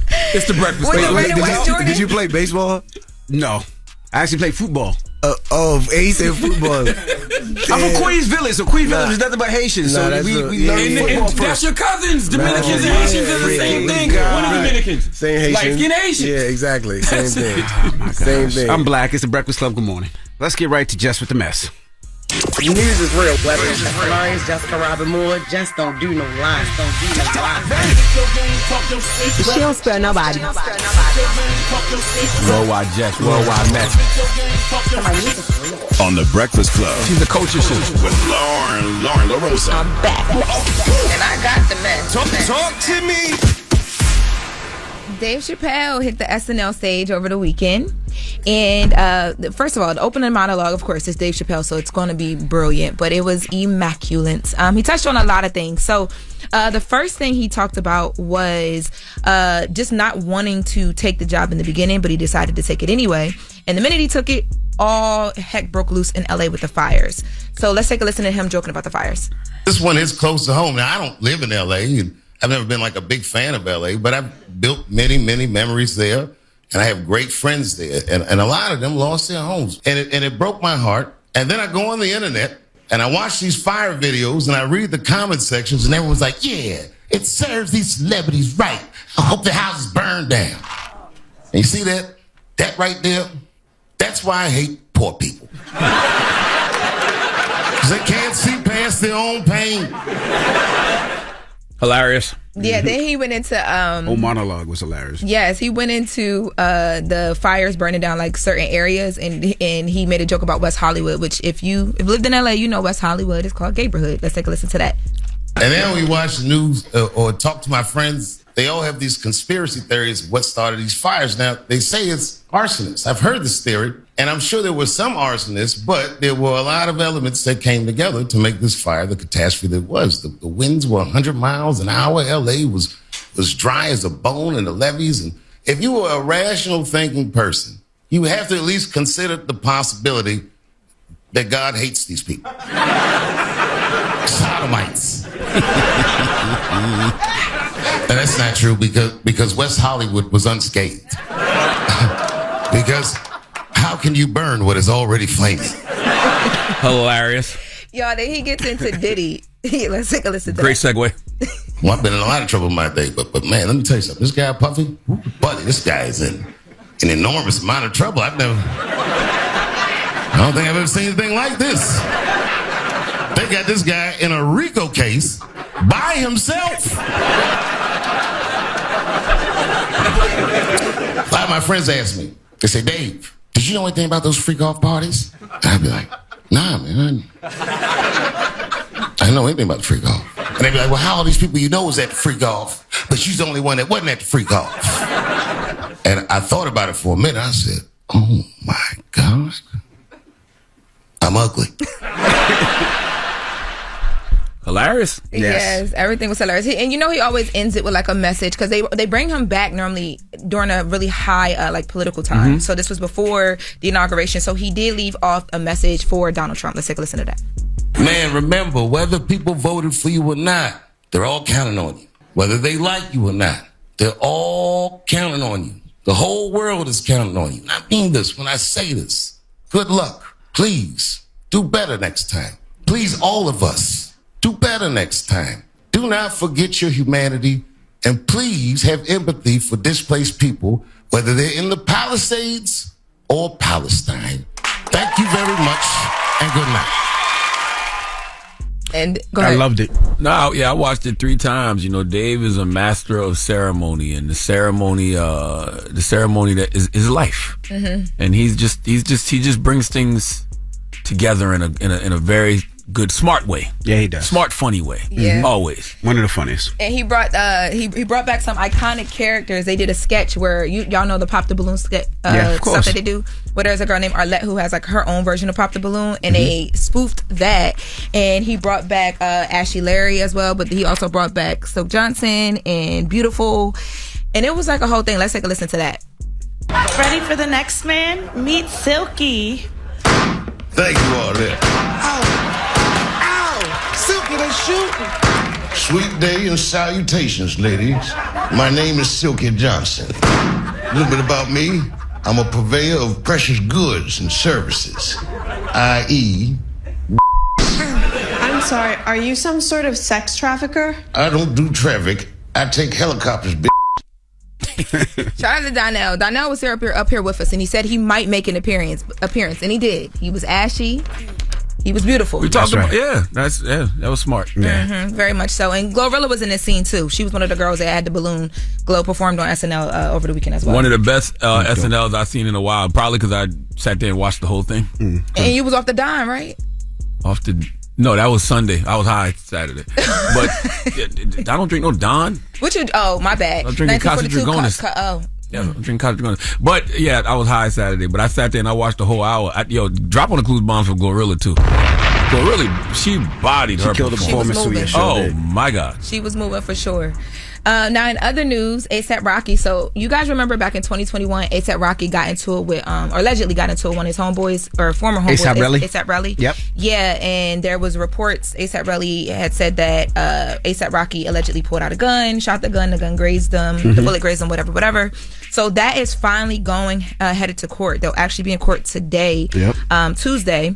And the judge has already said, like, look, I don't care who he is. We are going to make sure that this is done fair. This is done the right way. We're going to move swiftly to get a jury. And then once the jury happens, they're going to start going down, the whole case.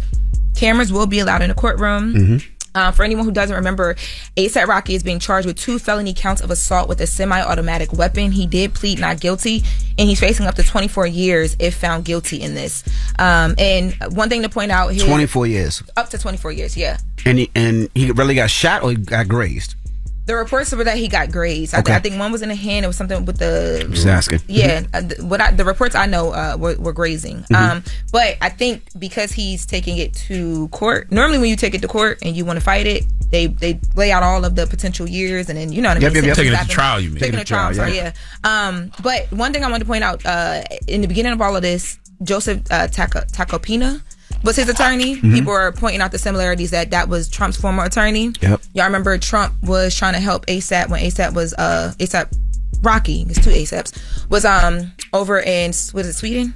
I think he was in Sweden, yeah. Yeah, and he was stuck over there. He was detained for a minute. People were like, okay, well, if something does happen, at least, President Trump he's an A$AP Rocky fan. At least he'll be good. So we'll keep you guys posted with that. You niggas and you dot connect. Yeah, the way y'all connect dots, the way y'all do math is. It sounded good to me. It's so silly. I got you 2 + 2. I got it. I got it. I saw it.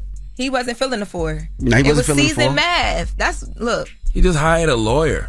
He hired him a little minute ago too, though. But that's not a coincidence. He probably was a bunch of people's lawyer. But y'all look up who else's lawyer he was. Let me see. He's probably just a good lawyer. It's not important. No, I've heard his name a lot. I heard you connect. You connected the dots the right way. Thank you. All right. Shoot. Well, Charlamagne, who are you giving that donkey to, man? 4 after the hour. These people shouldn't have tried to connect no dots whatsoever. But their name is Jennifer and Dustin Nail. They need to come to the front of the congregation. We would like to have a word with them. I understand people want to help what's going on in L.A., but there's a way to help. And there's a way to hurt.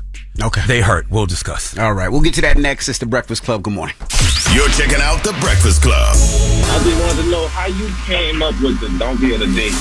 Tell her, baby. Because you're mean. I am not. What did I do? I'd have made donkey of the day. There's a bunch of donkeys out here in the street. That is why Charlamagne is here. If we live a life where we bite our tongue based off who we may offend, we never would say anything. You don't give a damn, don't throw it up. Hey! Give it to him. Give it to him. On The Breakfast Club. In the words of Charlamagne the God, he's a donkey. That's Oh man, Charlamagne, you giving donkey of the day to who now? Well, Busta Rhymes, donkey of the day for Tuesday, January 21st goes to a 44-year-old woman named Jennifer Neal and 31-year-old Dustin Neal. They are both from Oregon, and according to the Los Angeles County Sheriff's Department, they were arrested for reportedly impersonating firefighters and using an illegitimate fire truck in the Palisades fire evacuation zone. I can't make this kind of stuff up. Let's go to King 5 Seattle for the report, please. About 29 people have been arrested in Los Angeles so far in connection to criminal activity related to the ongoing fires. That includes 2 people from Oregon who tried to drive into an evacuation zone while impersonating firefighters. Deputies said Dustin Nell and Jennifer Nell claimed to represent Oregon's Roaring River Fire Department, which doesn't even exist. Deputies detain the individuals and question them. They have learned that this individual have purchased the vehicle through an auction, and they had been in the area for about a couple of days. The 2 even had firefighter gear, helmets, and radios. Dustin Nell had prior convictions in Oregon for criminal mischief and arson. I was born in 1978, and I remember dumbass slogans like "fake it until you make it." The reason I believe that's a dumbass slogan is simply because I don't believe in faking it ever. Okay, ladies, this is why your man still doesn't know what he's doing in the bedroom, because you keep faking it. But at least there was an end goal. The end goal was to make it. Okay, we live in a generation now where you have a bunch of people just happy to be faking it. And my 46-year-old brain will never understand that. Okay, the whole you turn out to be what you pretend to be, not if you don't actually work to be whatever it is you're pretending to be. Okay, this era just likes pretending. Right? This era just likes faking. And I don't understand why, because you all work very, very, very hard to pretend. You all bust your ass to fake things. Dustin and Jennifer didn't just lie and say they were firefighters. They went and got all the gear in a whole fire truck. I didn't know they just had those things lying around. All right, they claim they work for the Roaring River Fire Department in Oregon, but no such agency exists. This is why a bunch of y'all sitting in prison right now for fraudulent PPP loans. Okay, because you created companies like Roaring River Fire LLC, and no such company existed. But people, the time, the energy, the effort you all put into pretending, you can actually put into real work. Okay, this is why I don't understand. This is what I don't understand. All right, we have brains, and in these brains, we form ideas, and then we work towards those ideas. We spend countless hours working towards those ideas. Why is your brain wired to put all this effort into pretending, but not actually doing real work? I'll tell you why. Because social media has it to where all you have to do is look the part. That's it. Folks get off on looking like they're doing something as opposed to actually doing something. And y'all pretending to do amazing things. Jennifer and Dustin pretended to be firefighters in the Palisades in L.A. They showed up in a fake fire truck talking about we're here to save lives. If you're going to impersonate a public servant, aim a little lower next time, okay? Don't start as a firefighter showing up to a catastrophe like the L.A. fires. Be a fake mall cop or something, okay? It's not like being a rapper where you don't even have to have talent anymore. You can just throw on some fake jewelry, whatever the latest rapper wardrobe is, put little in front of your name, and voila. That's easy to impersonate. But firefighters have a certain set of skills. They have to run into burning buildings. Jennifer and Dustin wouldn't be able to save you from a flaming hibachi grill. There's too many humans, man. Too many humans in the way. Too many humans in the way out here. Y'all out here trying to be heroes in a fake fire truck while the real heroes are busy risking their lives trying to save lives. And what would happen if you all actually got into some action? Huh? You think you're going to out firefight the real firefighters? The real firefighters going to see something burning and know what to do with it. You all going to see something burning and say, nah, I'm just playing. Pretending to be a firefighter during a tragedy like the LA wildfires, that's like pretending to be a dentist with no teeth. Okay, Jennifer, Dennis, you all have no tools, no training, and no damn common sense. But what you do have is charges for impersonating a firefighter and entering an evacuation zone. Okay, the truck, which was purchased at an auction, was also impounded. Sidebar, what's the point of selling a fire truck to regular civilians? Okay, that should be illegal. What else am I going to do with a fire truck after I buy it? Anyway, please give Jennifer and Dustin Neal the sweet sounds of the Hamiltons. Oh, now you are the donkey of the day. You are the donkey of the day. Yee-haw. What was you going to do once you got there, though? Like, once you get in there with the fake fire truck and the fake fire gear, then what? Did they have the mask, too, for the smoke inhalation? I don't think it matters. Did they have water in their holes? What was the point? What do you do once you get there? I don't know. Take pictures for the gram? But it's funny that you said that, because I seen a special on TV this weekend about people buying these fire trucks, and it's a lucrative business. They actually rent them out for like kids having birthday parties, parades, and all types of kids activities. Oh, that makes sense. Where they rent out these fake fire trucks that really don't work, and they have the lights and everything like that, and the ladders and all that. So that makes sense, because I'm sitting there thinking, why would you even sell that in an auction? Like, but none of them people went to the fires in LA, though. No. The fires in LA.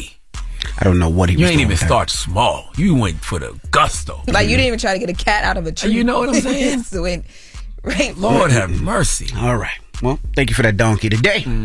Now, when we come back, Master P will be joining us. We're going to kick it with Master P, so don't go anywhere. It's The Breakfast Club. Good morning. The Breakfast Club. Morning, everybody. It's DJ NV, Jess Hilarious, Charlamagne the Guy. We are the Breakfast Club. Lauren LaRosa filling in for Jess. And we got a special guest in the building. The legend. Master P. Welcome back. What's going on, yo? How you feeling, brother? Man, you know, we've been dealing with a lot in New Orleans, but we holding on. Mm-hmm. And so for the 14 people that lost their lives down there, we definitely praying for them and their families and the ones that got injured in this terrible tragedy, terrorist act that we had going on down there, man. I got in the studio with Mia X and KLC, produced a song with Trombone Shorty with Mack and Symphonique, and we made a song for the city, and all the proceeds going to the families of the victims. So, and it's called New Orleans Keep Holding On, and we holding on. Some people were upset a little bit and felt like New Orleans should have shut down a little bit longer. What are your thoughts on that? Well, you're going to always have opinions, man, with everything, but we got to let God lead us on this journey. And so imagine if we didn't bounce back and didn't stand up, then everybody be saying, man, why y'all holding y'all heads down? No, we got to keep going. The ones that are alive, it's like anything else. For some way in your heart, you just got to let God just keep you moving. And that's what it is for us. We just keep moving. Like, we going to keep moving no matter what.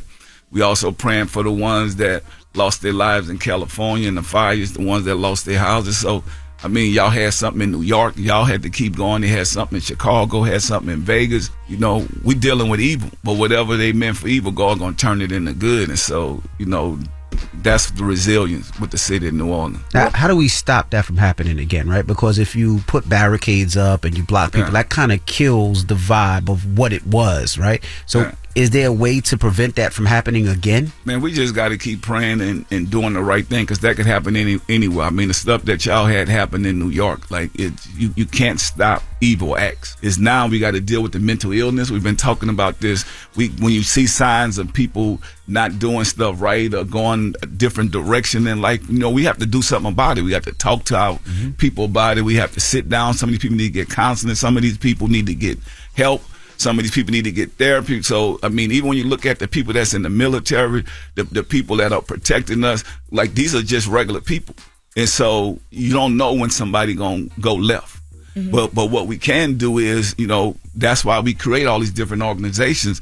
To mental illness is real. And so we have to take note when we see these type of things. What is Bourbon Street like today, like right now? Like, what's happening there? I mean, we had the Sugar Bowl game a couple weeks later, and that was sold out, and people still walking down Bourbon Street. You still have business. People still have to survive. You got a lot of great restaurants down Bourbon Street, and I think that's what it is. We do have a lot of flowers and crosses and stuff out there for the victims that lost their lives, but at the same time, I mean, we got to figure out some kind of way to come together. Now, I think putting the plaques up there to remember the ones that we lost, I think that's going to be the right thing to do.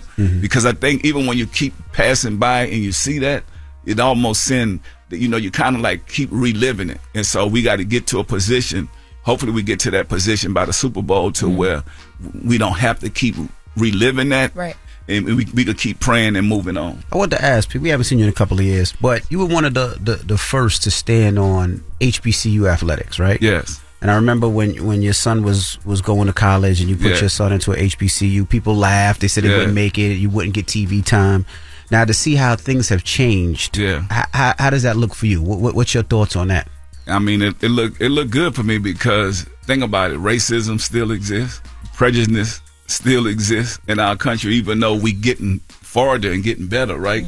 But it's still places that you could go that you still have to deal with this. The great thing about HBCUs is that this is our people, this is our culture, and that's why, you know, when I went and spoke at the graduation at Grambling, and just seeing all the people and watching us evolve, being able to now go to Grambling and say we're gonna do movies over there, you know. So it's like we have more opportunities. But now we making sure that the facilities are better now. Because think about back in the days, the facilities. That's what you said. You said that was the biggest thing. They didn't have the facilities for the kids to recoup we didn't and have retrain. the doctors. We didn't have the right training. And now, you know, by us making that noise, we're starting to get some of those things. That shout out to Deion Sanders. I mean, for stepping up and going build his career at a HBCU. And y'all might see me real soon coaching basketball. Really? I ain't gonna let y'all know it yet, but Y'all gonna see. That'll be different. You got Deshaun Jackson at Delaware State. You Mike got Vick Mike Vick at Norfolk. at Norfolk. P coaching HBCU basketball team. That'd be hard. Yeah, I mean, you know what? I think that's why we can't be afraid to grow up and be able to follow whatever Pat Gore put you on. And so I just feel like coaching. I coached DeMar DeRozan. I coached Lance Stevenson. I mean, so many great pro athletes. Brandon Jennings. And now to be able to get to a college and understand how this NIL stuff work and be able to help our culture. And that's what that's about for me, because it's also about preparing the next generation. What's in them Miller jeans, man? I see Silk son. He had LSU balling, averaging 17 and 5. Yeah. Yeah, no, it's good, man, because Silk son at LSU, my son at Houston doing this thing, and they both freshmen. Wow. So, but I told my son, I said, education, don't rush it. I mean, he had one of the top schools in the country in basketball.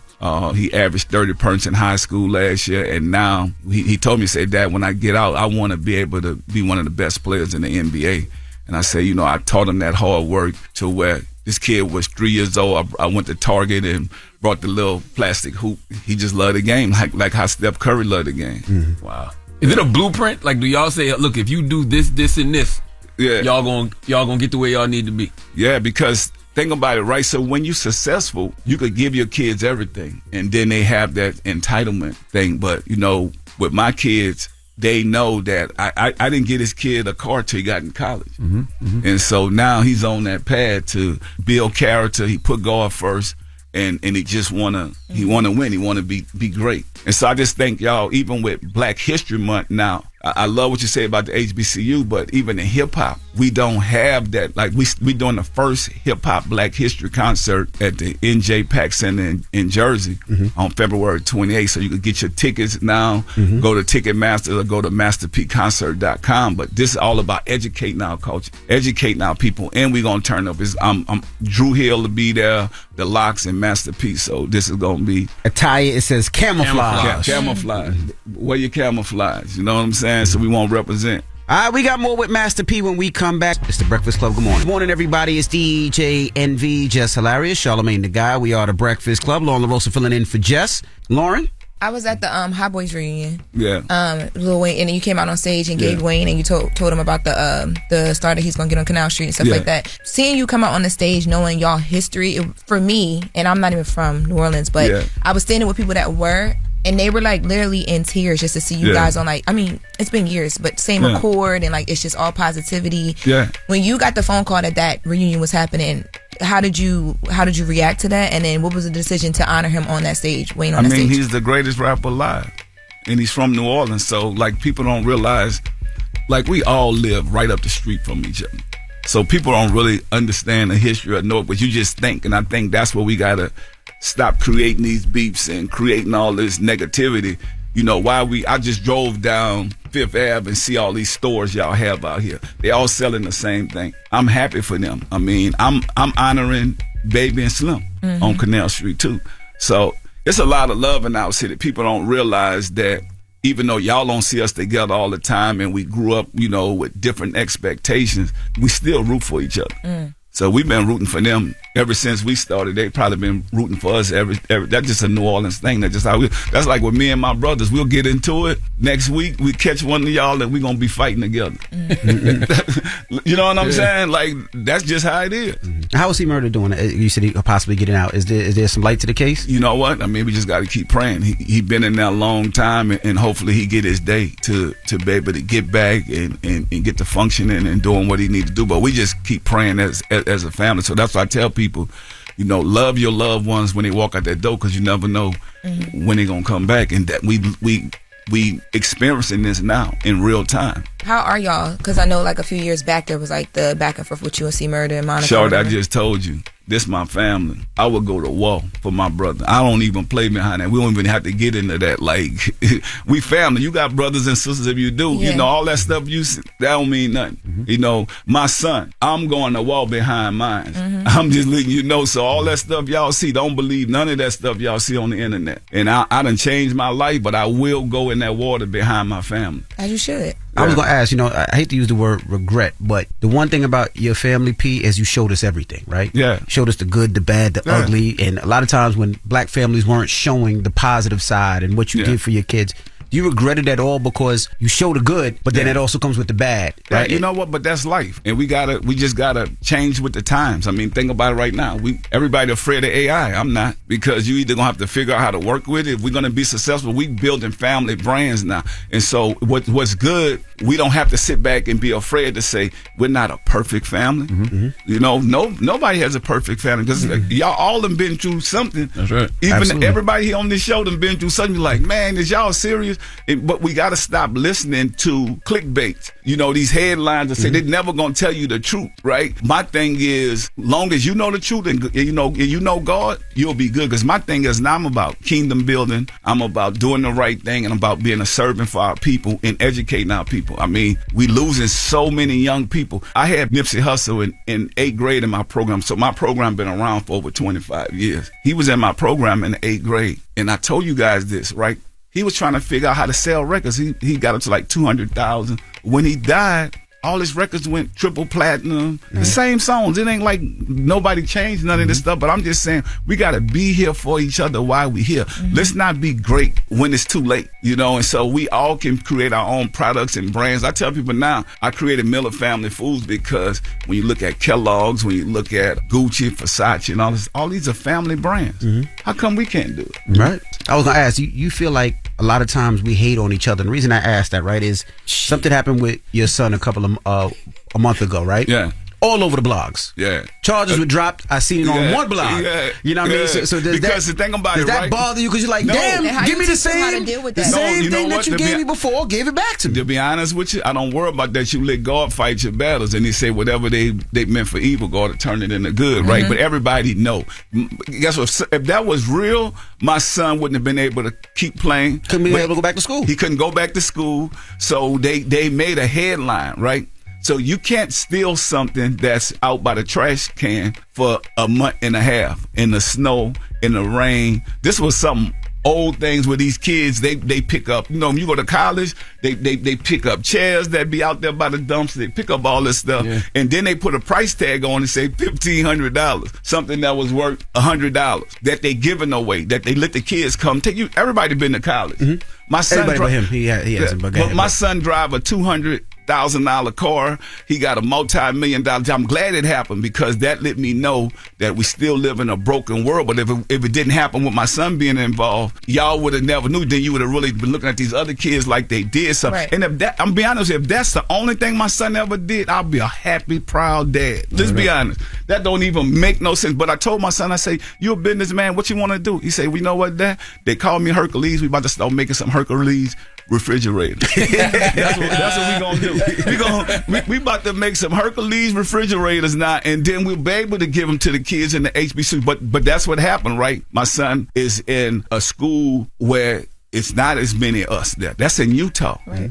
And so, but they wasn't after my son. They was after the coach. They have a black coach. And because think about it. Imagine all the stuff that happened. I done seen a kid get killed at these schools, play basketball. They getting all kind of stuff. The crazy stuff that I done seen, they don't even report. The coaches will go, man, hold up. Don't y'all come over here for my school. The campus police should have ran over there and did that. Like, don't you think? And then they ain't even mentioned none of the other people's name. Just mentioned Master P's son. Wait, it didn't start with campus police. It went straight to the police outside of the campus. Yeah, so that's how we knew. Unnormal. Yeah, but that's how we knew they was after the coach. Whatever happened with the lawsuit with Walmart over the Snoop Man, think about it, right? Even that, Walmart put a big old thing. If this supposed to be Black History Month, they not even worried about diversity no more. It's that easy. Oh, yeah, People backed away from that in general. Yeah. You know what I'm saying? Yeah. Nobody's talking about it. Nobody's saying nothing. And it's like, but you know, I'm doing what I got to do. I'm going to stand up for my people. Absolutely. Well, don't forget, P is going to be out at February 28th. That's Proceeds to support Team Hope, teamhopefoundation.org if you want to go. Camouflage is the attire. February 28th, Drew Hill, The Locks, Master P, and Friends is a benefit concert, and that's going down at the NJ Pack. We appreciate you for joining us. And you can go to teamhopefoundation.org to donate if you want to help with the give back. Yeah, Absolutely. And then I want to give a shout out to our restaurant that's down in California. Fishbone, we're the first black-owned franchise seafood, and what they're doing, they're bringing food out there to the people on the front line, and shout out to Fishbone. We're definitely making a difference and on the front line feeding our people. Absolutely. All right. Well, there you have it. It's Master P. It's the Breakfast Club. Good morning. The Breakfast Club. Morning, everybody. It's DJ NV, Jess Hilarious, Charlamagne the Guy. We are the Breakfast Club. Jess is sick. Laura Roques is holding it down. Let's get to Jess with the Mess. News is real. Whether it's Jess Hilarious, Jessica Robin Moore, just don't do no lies. Don't do no lies. She don't spare nobody. Worldwide Jess, worldwide Mess. On the Breakfast Club. She's the culture shoe. With Lauren LaRosa. I'm back. And I got the mess. Talk to me. All right, y'all. So on a recent social media viral moment situation, there is a woman. This woman, her name is Michelle Bishop. And she right now is being accused of being racist because there was a real estate developer. This happened in a very affluent neighborhood in Ohio. Mm-hmm. Real estate developer named Mike Jenkins, who was pulling up to his house, happened to slow down a little bit. That's a black name? Yep. Mike Jenkins. Mike Jenkins pulled up, real black, slowed down to look at his Christmas lights. It is after the new year and the Christmas lights are still up. I think that's also really black as well, too. Hey, watch your mouth. Mine just came down this weekend. Watch your mouth. Okay? All right. And depending how much you put up, you got to get people to bring them back down. Okay. Yes. How, yours must still be up as well? No, they came and took them down last week. So mine all down. Well, anyway, he pulls up to his home really slow, and as he pulls up to his home, the woman is outside, and Michelle Bishop, she gets nervous, she gets scared. And let's take a listen to their interaction that was caught on his camera. Do you live here? Yeah. You do? I don't believe that. What? I don't believe that. So what are you doing? Boy corner. It's not funny. It's funny. Did someone come here? Oh, my wife. Somebody chased her up here. And she had kids. Who chased her? She said somebody in a silver truck. A gray truck. And he came around the corner. And I was in the street. And so I come up and I just have my kids. And so I'm like gonna pretend that I'm coming home. And so I pull up and I start walking to your back gate. And he stops here and he goes, "Are you looking for someone?" And I said, "Nope." And then he sat here and I was like, "I need to get in." Well, that's my husband. That's why he lives here. Yeah. And then Mike Jenkins walks out of the house, out of the front door. Now, in the ring camera, you see who was that started yelling help like that? That's the girl Michelle Bishop. That's the white neighbor. She started yelling. She ran around to the side of their side gate, and she's yelling like help. She just doing what she was taught to do. They told her from day one, look both ways when you cross the street, don't speak to strangers, and yell for help when you see a Negro. So all of this is happening, and the wife comes outside like, what is going on? Like, why is somebody yelling? So then it's an interaction. Her husband's like, wait, like, it's just a lot of confusion, especially because now Mike Jenkins walks out the front door of his home that she said he couldn't have lived in.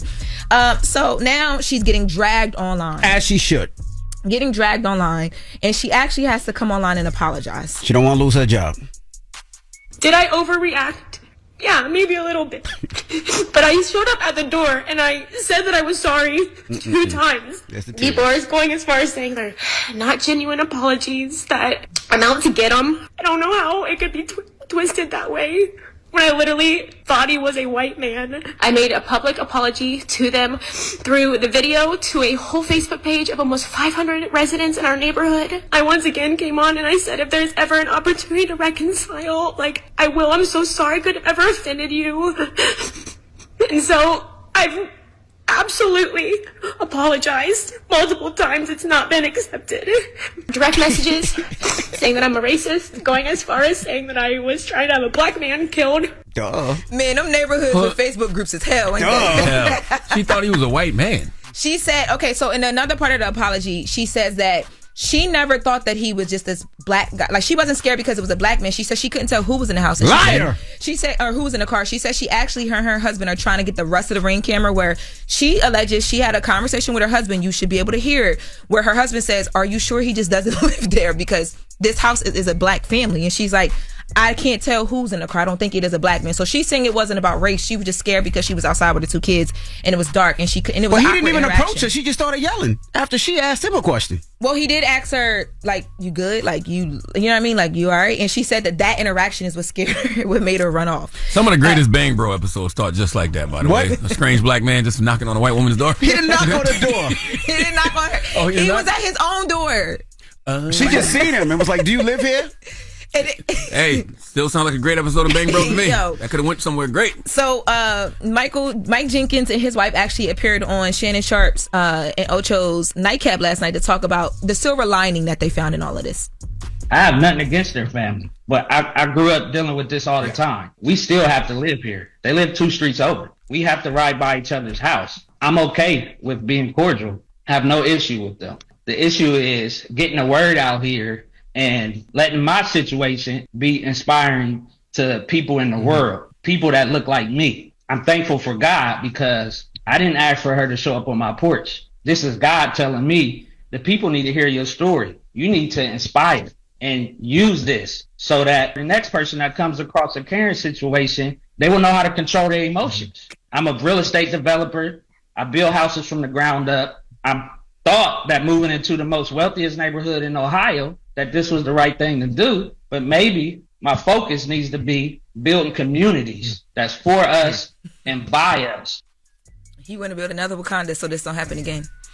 Oh, being black is an amazing adventure. Okay, it is a constant learning experience, and it's not about what people say to you. It's about how people respond to you. But you just gotta find a happy medium, because when you talk about community isn't just necessarily your skin complexion. Community is like people that you are like-minded with. Like, exactly. You got to find the right energy. Because you might build that community and be screaming, help your goddamn self. Wait, real quick, in other racist news, there's another video. Do we have time to play this? From other racist news. Love and Hip Hop Miami. This was crazy. This recently happened. See? You don't want to go to Miami. This is we got rap. Oh, my God. All right, dang. Love and Hip Hop Miami. All right, man. That's Jess with the Mess. Y'all be hating on the ratchets. The People's Choice Mix is up next. If you see them in your neighbor, you're not going to help? I don't know who's on the cast. I got to see who's on the cast this season. Don't matter. It's the Breakfast Club. Good morning. Wake up. You're locked into the Breakfast Club. Morning, everybody. It's DJ NV, Jess Hilarious, Charlamagne the Guy. We are the Breakfast Club. Lauren LaRosa filling in for Jess. Jess is under the weather. Now, we got to salute Master P for joining us this morning. Salute to Master P, man. He's performing at the NJ Pack, right? NJ Pack on February 28th. Okay, yes. The attire is camouflage. And the proceeds go to support Team Hope Foundation. So go to teamhopefoundation.org for more information on that. But you can go get your tickets now. Absolutely. And also salute to Davinchi for stopping through. He's going to be he's the star of the Lifetime's original movie, Mary J. Blige's Family Affair. Of course, you know him on BMF. And he stopped through earlier today, too. Salute to the good brother Davinci. And I want to say, man, I want to salute to Anita Kopax, man, the good sister Anita Kopax. Mm-hmm. If you loved the book Shallow Waters, today she put out book 2 of the Daughter of Three Waters trilogy called The Wind on Her Tongue. So this is part 2 the Shallow Waters. We released Shallow Waters back in 2021. If I'm not mistaken, via Black Privilege Publishing, Simon & Schuster. So book 2 of the Daughters of Three Waters trilogy came out today, The Wind on Her Tongue. So go pick it up wherever you buy books. All right. Well, when we come back, we got the positive note and more, so don't move. It's the Breakfast Club. Good morning. Morning, everybody. It's DJ NV, Jess Hilarious, Charlamagne the Guy. We are the Breakfast Club. Jess is a little under the weather, so Lauren's filling in. And, yeah, I want to salute to everybody that was out in Boston this weekend. I had a great time at the Sneaker Ball. Salute to everybody. The weather was crazy getting there, but, the funny thing is I would have flew, but I drove because I thought we had work on Monday. Yeah. Oh, what? I forgot. I didn't know it was a 3-day weekend. This is my first job where I didn't have to work on MLK Day. I was so happy. I knew we didn't have. I could have told you that, and I never know nothing. You know what? Next year that might change. It all depends on if Trump feels sporty with his pen in that executive order. That is facts. Yeah, the crazy thing is my little one had school, which was great because she was able to go to school and I was able to get a day of just rest. If she was home, I would have been playing Makeup Kitchen and Dolls all day long. But salute to everybody I seen out in Boston.